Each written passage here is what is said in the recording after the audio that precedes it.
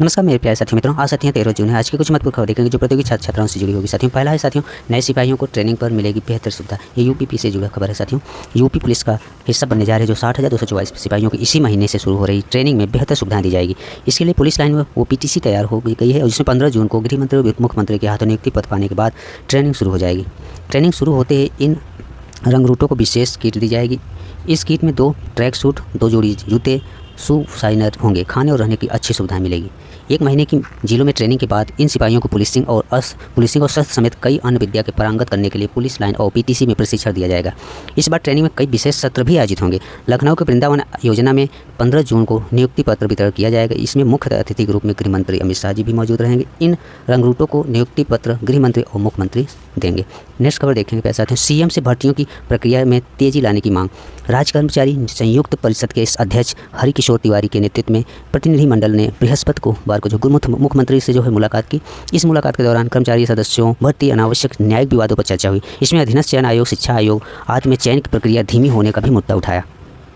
हरिकिशोर तिवारी ने कहा कि मुख्यमंत्री से बताया कि प्रदेश में 2015 से अब तक काफ़ी रिक्तियाँ कतिपय कारणों से देरी का शिकार है। ऐसे में प्रदेश में विभिन्न संवर्ग के 50% पद खाली है। इनमें कई संवर्ग तो ऐसे हैं जिनके कारण जमीनी स्तर पर काम निस्तारण धीमी गति से हो रहा है। उन्होंने मुख्यमंत्री को अवगत कराया कि कार्मिकों के न्यायालय से संबंधित विवादों को निपटाने के लिए सरकार द्वारा एक उच्च स्तरीय कमेटी बनाई गई थी, किंतु विभागीय विवाद फोरम नाम की इस समिति की बैठक न होने से प्रकरण न्यायालय में चल रहे हैं।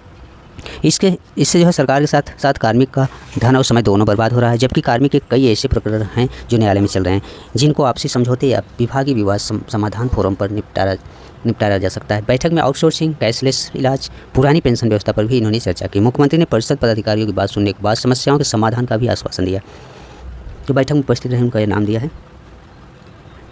सभी विभागों पर जो वैकेंसियाँ लेट हो रही हैं, समय से नहीं आ रही, उस पर मुख्यमंत्री को बहुत जल्द से जल्द संज्ञान लेकर कार्य करनी चाहिए तेज़ी से। नेक्स्ट खबर है प्यारे साथियों, जो दुखद और हृदय विदारक घटना घटी कल, वो साथियों असहनीय दर्द पूरा देश झेला प्यारे साथियों। खासकर उनको बहुत ज़्यादा उन लोगों को तकलीफ हुआ है जिन्होंने अपने खोए, जिन बच्चों ने अपने माँ बाप को खोए, जिस परिवार ने अपने को खोया है, उनको बहुत ही तकलीफ हुआ है प्यारे साथियों। प्लीज़ आप लोग 2 मिनट जरूर इन दिवंगत आत्माओं की शांति के लिए प्रार्थना करिएगा। नेक्स्ट खबर देखें, आयोग को मिले 87 करोड़ रुपए और अभ्यर्थियों को 3 साल का इंतजार। परीक्षा शुल्क से चल रहा आयोग और परीक्षा के लिए भटक रहे अभ्यर्थी। इतना ज़्यादा पैसा आयोग को साथियों मिल रहा है, लेकिन आयोग कुछ भी कार्य ठीक से नहीं कर पा रहा। उत्तर प्रदेश शिक्षा सेवा चयन आयोग को अपने गठन के बाद अभ्यर्थियों की फीस के तौर पर जमा तकरीबन 87 करोड़ रुपये मिले हैं।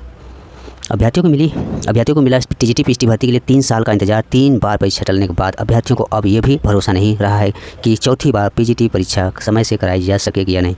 प्रदेश के अशासकीय माध्यमिक विद्यालयों में प्रशिक्षित स्नातक व प्रवक्ता के पदों पर भर्ती के लिए 9 जून 2022 को विज्ञापन आया था, जिसमें 16 जुलाई 2022 को आवेदन की प्रक्रिया पूरी हुई थी। इस दौरान TGT के 3539 पदों के लिए 8.5 लाख से अधिक और PGT के लिए 624 पदों के लिए 4.5 लाख अभ्यर्थी ने आवेदन किए थे। यानी कुल 13.19 लाख अभ्यर्थी इसमें आवेदन किए हैं। प्रतियोगी छात्रों का दावा है कि तत्कालीन माध्यमिक शिक्षा सेवा चयन आयोग बोर्ड को तकरीबन 87 करोड़ रुपये परीक्षा शुल्क के रूप में प्राप्त हुए थे। सामान्य व OBC अभ्यर्थियों के लिए 750 रुपये और SC ST अभ्यर्थियों के लिए 450 रुपये निर्धारित किया गया था। आवेदन करने वालों में तकरीबन 4 लाख अभ्यर्थी SC ST वर्ग के थे और 21 अगस्त 2023 को जब उत्तर प्रदेश शिक्षा सेवा चयन आयोग के गठन का अधिनियम आया तो उच्चतर शिक्षा सेवा आयोग और माध्यमिक शिक्षा सेवा चयन आयोग के विलय की कार्रवाई शुरू हुई। इसके बाद दोनों संस्थाओं की संपत्तियाँ और परिसंपत्तियाँ शिक्षा सेवा चयन आयोग को सौंप दी गई। प्रतियोगी छात्रों का कहना है कि कुल धनराशि पर सालाना 3.5% ब्याज को जोड़ दिया जाए तो प्रति वर्ष 3 करोड़ रुपये ब्याज के तौर पर आ रहे हैं। 3 साल में 9 करोड़ रुपये ब्याज के रूप में आ चुके हैं।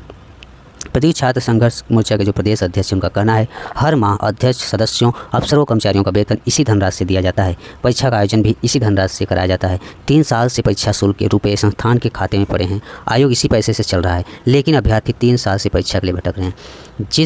जिस प्यारे साथियों विद्यार्थियों के पैसे से आयोग के सभी कर्मचारी और अधिकारी साथियों पल रहे हैं, यानी अर्थात साथियों को जो वेतन वगैरह मिल रहा है सब विद्यार्थियों के पैसे से मिल रहा है। जो आयोग इस समय स्थिर है विद्यार्थियों के पैसे से, लेकिन जिस विद्यार्थियों के पैसे से आयोग है उन्हीं विद्यार्थियों को आज भटकना पड़ रहा है। अपनी परीक्षाओं के डेट के लिए धरना देना पड़ रहा है, वैकेंसियों के लिए स्ट्रगल करना पड़ रहा है। आए दिन धरना प्यारे साथियों द्वारा दिया जा रहा है, लेकिन आयोग और सरकार कुछ भी नहीं कर रही इस पर। नेक्स्ट खबर देखेंगे, ये प्यारे साथियों छात्रों को भोजन और सपना दोनों अधूरा रह गया। कल जो ट्रेन हादसा हुआ था, इस तरह का दृश्य हृदय विदारक दृश्य है प्यारे साथियों। नेक्स्ट खबर है, मुख्यमंत्री से मुलाकात करने की मांग कर रहे हैं शिक्षा मित्र जो हैं प्यारे साथियों। मुख्यमंत्री से मिलने के लिए मिलने की जो है मांग के प्रति अड़े हैं। भीषण गर्मी में धरना जारी है, लेकिन इनको सुनने को नहीं है। इतनी भीषण गर्मी में वो अपना धरना दे रहे हैं। प्रदर्शनकारियों ने कहा कि मुख्यमंत्री से मुलाकात होने तक उनका धरना जारी रहेगा। शिक्षा मित्र उत्थान समिति के बैनर तले टेट पास शिक्षा मित्र बीती 27 मई से इको गार्डन्स में धरना देकर अस्थायी करने की मांग कर रहे हैं। मांगों पर कोई सुनवाई न होने पर शिक्षा मित्र मुख्यमंत्री से मुलाकात कराने की मांग पर अड़ गए हैं। जो समिति के प्रदेश अध्यक्ष हैं उन्होंने बताया कि 10,000 रुपये महीना मानदेय दिया जाता है। इसमें परिवार का पेट पालना मुश्किल हो रहा है। शासन स्तर पर कोई सुनवाई नहीं हो रही है। अब मुख्यमंत्री से ही न्याय और आस बची है। उन्होंने कहा कि हम लोग मुख्यमंत्री से मुलाकात कर उनके सामने अपनी समस्या रखना चाहते हैं। जब उनको अधिकारियों द्वारा मिलने दिया जाएगा तब तो। यह है साथियों बिहार से जुड़े सिपाही भर्ती, जिसका जो 16 जुलाई से 6 चरणों में होगी लिखित परीक्षा। केंद्रीय चयन पर्षद यानी सिपाही भर्ती ने बिहार पुलिस में 19,838 सिपाहियों की बहाली को लेकर लिखित परीक्षा का कार्यक्रम घोषित कर दिया है। परिषद के अध्यक्ष रहे अपर पुलिस महानिदेशक जितेंद्र कुमार ने गुरुवार को एक प्रेस वार्ता में बताया है कि ये परीक्षा 16 जुलाई से 3 अगस्त तक 6 चरणों में ली जाएगी। 16 जुलाई के बाद 20 जुलाई, 23 जुलाई, 27 जुलाई और 30 जुलाई और 3 अगस्त 2025 को लिखित परीक्षा का आयोजन होगा। इसके लिए राज्य के सभी 38 जिला मुख्यालयों पर 627 परीक्षा केंद्र बनाए गए हैं। हर चरण में करीब 2.5 से 3 लाख अभ्यर्थी भाग लेंगे। परीक्षा सिर्फ एक पाली में दोपहर 12 बजे से 2 बजे तक ली जाएगी। इसके लिए अभ्यर्थियों को प्रवेश सुबह 9:30 से 10:30 तक होगा। अध्यक्ष ने बताया कि अंतिम रूप से 16,73,586 अभ्यर्थियों को एडमिट कार्ड जारी किया जाएगा। अभ्यर्थी 20 जून से परिषद की आधिकारिक वेबसाइट पर परीक्षा तिथि और परीक्षा केंद्र वाले जिले की जानकारी ले सकेंगे। हालांकि परीक्षा केंद्र का नाम एडमिट कार्ड पर अंकित रहेगा, जो उन परीक्षा के 7 दिन पहले वेबसाइट पर निर्गत होगा। किसी भी अभ्यर्थी को गृह जिला में परीक्षा केंद्र का आवंटन नहीं होगा। परीक्षार्थियों को परीक्षा केंद्र पर सिर्फ एडमिट कार्ड से ही प्रवेश मिलेगा। परिषद की तरफ से ही उनको पेन और मार्कशीट उपलब्ध कराई जाएगी। परिषद अध्यक्ष ने बताया कि कदाचार मुक्त परीक्षा को लेकर तमाम व्यवस्था की जा रही है। सभी टीएम को परीक्षा संयोजक जबकि एसपी को सह संयोजक बनाया गया है। हर परीक्षा केंद्र पर 5G एंड वाईफाई नेटवर्क को जाम करने के लिए जैमर भी लगेंगे। यह रहा प्यारे साथियों सिपाही भर्ती से संबंधित